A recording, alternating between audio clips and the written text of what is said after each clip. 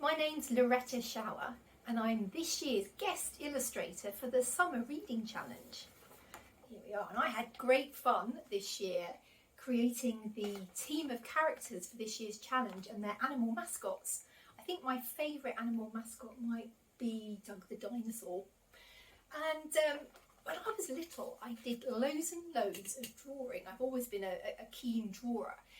And my dad used to be a lorry driver and he used to bring home these big rolls of packing paper that you could roll out across a table. So I had loads of space to draw and make things. And I think my dad was quite creative because he used to make these amazing birthday cakes for me and my brother. I think he made a helicopter once.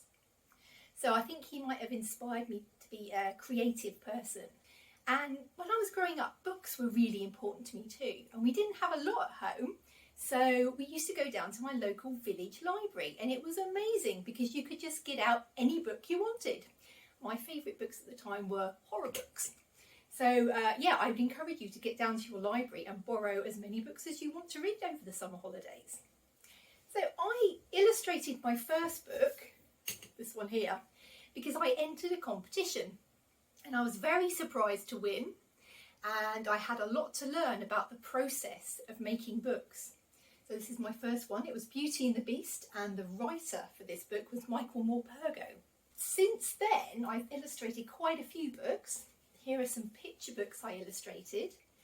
These are written by Gareth P. Jones. These were really fun to do. They're a kind of twisted fairy tale. And most recently, we have the Luma and the Dragon series here. Those are great fun. And I've been doing some Ladybird books about starting school. Welcome to Unicorn School and Welcome to Dinosaur School. And how I create the images for the books is I start off by drawing things by hand. So I'll sketch out some characters and some ideas, and then I'll draw bits and bobs. I'll create shapes, textures and marks like this on the page. Here are some more printy textures that I've made, and here, can you guess, these might end up being clouds in the final piece. And what I do is I create a kind of collage, and I use my computer. We can have a look at the computer screen to scan in lots of different elements.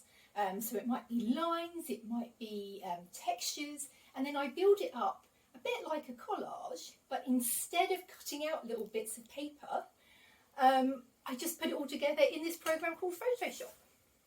So that's how the books are made, and it ends up with the final artwork looking like this.